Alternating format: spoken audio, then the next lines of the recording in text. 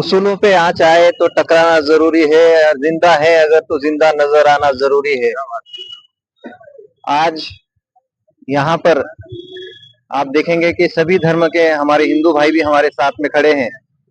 और मुख्यमंत्री महोदय ने जो कल हजरत शहीद टीपू सुल्तान इनके ऊपर एक अशोभनीय वक्तव्य किया है, जिसकी वजह से पूरे महाराष्ट्र में एक संताप की लाट है। जो हजरत टीपू सुल्तान का इतिहास नहीं जानते या जानबूझकर दो समाज को लड़ाने के लिए, अपनी जिम्मेदारी से हाथ झटकने के लिए एक ऐसा वक्तव्य करना, ये मुख्यमंत्री महोदय को नहीं शोभता। इसका निषेध करने के लिए आज लातूर में यहाँ पे एक निषेध सभा आयोजित की गई थी।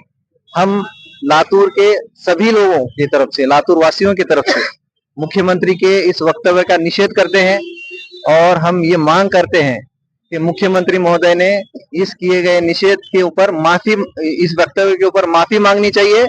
तमाम लाखों महाराष्ट्र में टीपू प्रेमी रहते हैं, उनकी भावना इससे दुखाई गई है, इसलिए मुख्यमंत्री महोदय ने इससे माफी मांगनी चाहिए। हम राज्यपाल से निवेदन करते हैं कि मुख्यमंत्री को तंबी करे कि कोई भी ऐसे वक्तव्य ना करे जो महाराष्ट्र की प्रगति को रोक कर या डिस्टर्ब कर कर उसमें महाराष्ट्र के चलने में कोई रुकावट बन सके।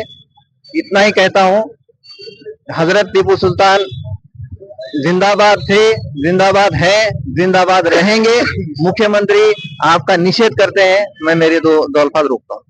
गरज नसताना त्यांनी ती वापरली आणि आपल्या स्वतःच्या पारंपरिक ज्या परंपरा त्यांच्या चालू असतात, ज्या प्रांतसमयी संघाच्या महात्मा गांधी, सरदार वल्लभभाई पटेल, डॉक्टर बाबासाहेब आंबेडकर या सर्व महापुरुषांनी टिपू सुलतान विषयी गौरवोद्गार काढलेले आहेत। भगतसिंग असतील, एपीजे अब्दुल कलामनी तर असं सांगितलं की मी जे मिसाईल तयार केलंय त्याची प्रेरणा ही टिपू सुलतान आहे।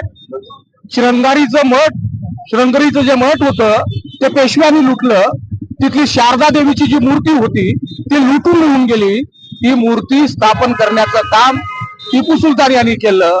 त्या दिवसापासून ते आज ताग आहेत। टिपू सुलतानच्या विषयी नेहमी गरज ओकण्याचं काम इथल्या संघी परंपरेनं केलेलं आहे। खर तर कालचं वक्तव्याचा मी जाहीर निषेध करतो आणि त्यांना एक चॅलेंज देतोय की इतिहासाची पानं वास्तवाच्या कसोटीवर एकदा तपासून पहा आणि तुमच्यामधला सगळे गद्दारीचा इतिहास तुमचा निघेल आणि आमच्या शहीद आणि देशाला समर्पित करणाऱ्यांच्या इतिहासामध्ये इथल्या बहुजनांचा इतिहास मोठ्या प्रमाणात असेल। 5000 वर्षापासून जे छळलं गेलं होतं, ज्या दलित, आदिवासी, पीडित, वंचित समाजाला तुम्ही अन्यायाच्या कसोटीवर नेहमी पराजित करून ठेवलं होतात, त्यांना मुक्ती देण्याचं काम टिपू सुलतान सारख्या हजारो लोकांनी इथल्या भूमिपुत्रांनी केलेलं आहे। आणि त्या भूमिपुत्राच्या विषयी तुम्ही जे अनुद्गार काढलेले आहेत त्याचा मी एक भारतीय म्हणून, एक शहीद टिपू सुलतान यांचा प्रेमी म्हणून, अनुयायी म्हणून मी तुमच्या त्या वक्तव्याचा जाहीर निषेध करतो आणि तुम्हाला मुख्यमंत्री पदावर राहणाऱ्या, संविधानिक पदावर असणाऱ्या व्यक्तीला जात, धर्म, पंथ, भाषा याचा भेद नसतो। तुम्ही जो भेद केलाय त्यामुळे तुमचा राजीनामा आम्ही इथं मागतोय की तुम्ही गृहमंत्री पदाचा आणि मुख्यमंत्री पदाचा तात्काळ राजीनामा दिला गेला पाहिजे। कारण तुमचं वक्तव्य एखाद्याला तुम्ही शब्दाने तुमच्या चालाकीने काहीतरी वेगळं म्हणू शकला असतात, पण तुम्ही नराधम सारखा शब्द वापरलाय आणि हा शब्द ज्या कसोटीवर टिकला जातो ती कसोटी तुमच्या संघी मानसिकतेचं दर्शन करते। म्हणून आम्ही तुमच्या संघी मुख्यमंत्री म्हणून तुमचा उल्लेख करतोय आणि तुमच्या वक्तव्याचा जाहीर निषेध करतो। धन्यवाद।